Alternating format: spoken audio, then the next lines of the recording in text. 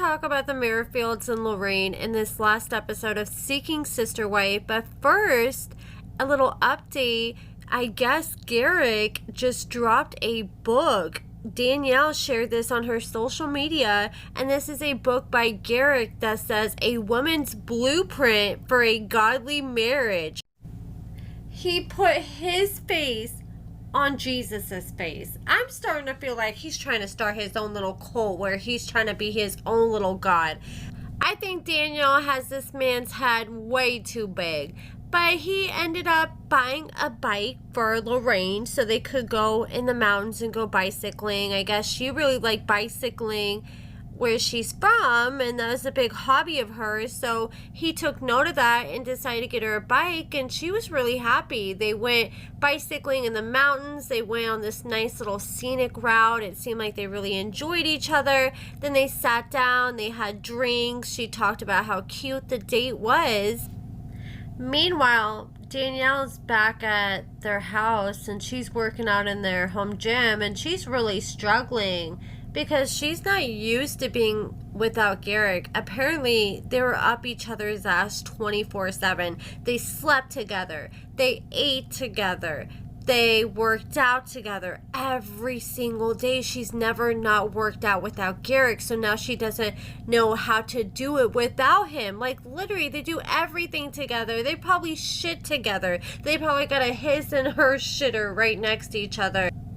I don't know how they do it. I don't care how much I like a person. I still have to have some time to myself and space every single day, but they like being up each other's ass all day, every day. So Danielle is really trying to get adjusted to all this. And once Lorrane and Garrick got back home, they all decided to sit down and figure out what they're going to do about sleeping schedules. Is it going to be every night, every other night?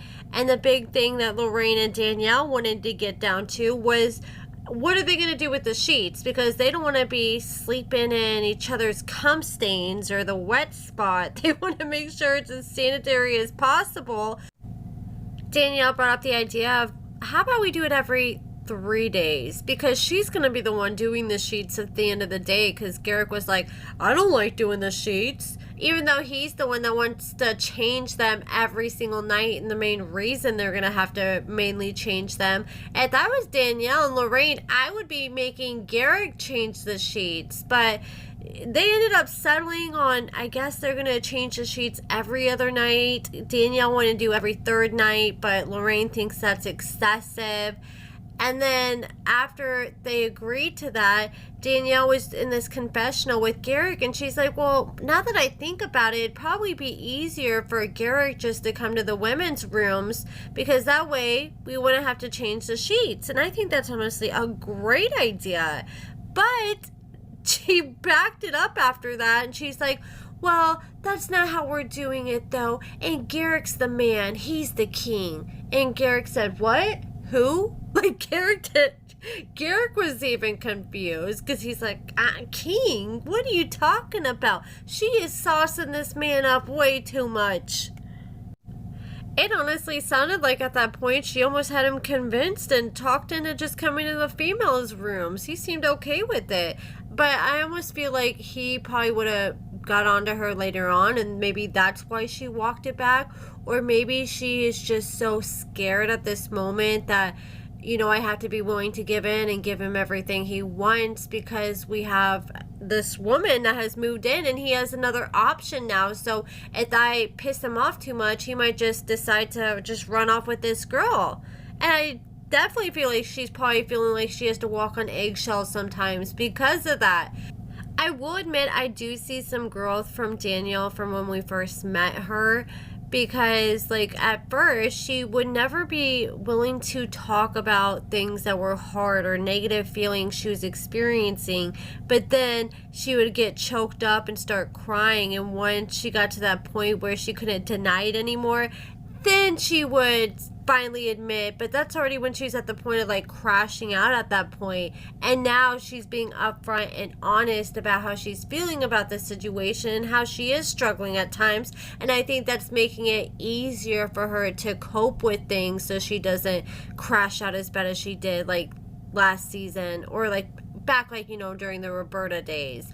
But then they were sitting there talking at the table, and Lorrane, she can't talk their language, and Garrick and Danielle were sitting there joking around and just laughing, and Lorrane just staring at them. They're not talking to the translator, so she has no idea what they're saying. And she finally grabbed the translator and said, look, I do not like this at all. I feel left out. And I'm so glad she said that, because you got to be able to communicate how you feel about that up front and nip that in the bud as soon as possible, because that is one thing, like, she's gonna have to feel like an equal. And yes, they have so much history behind them, but they gotta figure out ways to make her feel included when they're sitting there, especially when they're joking around, because they don't know, are you joking around and roasting me? I don't know what you're saying. Now Danielle's realizing how exhausting this is going to be, because anytime she talks, she has to make sure she's talking into her translator so Lorrane can hear it as well. But this is what they signed up for, and now they got to get to plan in that wedding. I just feel for Danielle, I mean, at this point she's been doing this long enough that if she didn't like it, she could have walked away. But there is no benefit for her at all in this. Like, yeah, she gets a sister, but you don't even speak the same language as a sister. Garrick doesn't even speak the same language with her. Like, you literally have to love through a translator app. And I feel like that's what Garrick has to have to pull a girl, because he's so shy and awkward. That's the only way that he can have a relationship where girls aren't cringing at him. But after hearing her call him a king and stuff this past episode, I'm like, okay, she is really infatuated with him. Like, she really thinks he's like the next best thing besides God. And I know, like, as a wife, you should see your husband like that, but I think it's like next level for Danielle. But that's pretty much it, guys. Let me know what you guys think about everything in the comments below with the Merrifields and Lorrane. Lorrane is second guessing if she's even going to be able to get used to this lifestyle, because she said back where she's from, she would party, go out with friends, and now she has to live like this slow-paced lifestyle where she's pretty much just going to be taking care of Garrick and Danielle's family all day. And now she's got his child, and she's just going to probably be a full-time mom and be Garrick's little sex slave at night. On top of changing the bed sheets every other day and sharing a bedroom with Danielle, yeah, that's definitely going to take some adjusting too. But let me know what you guys think in the comments below, and thank you so much for watching.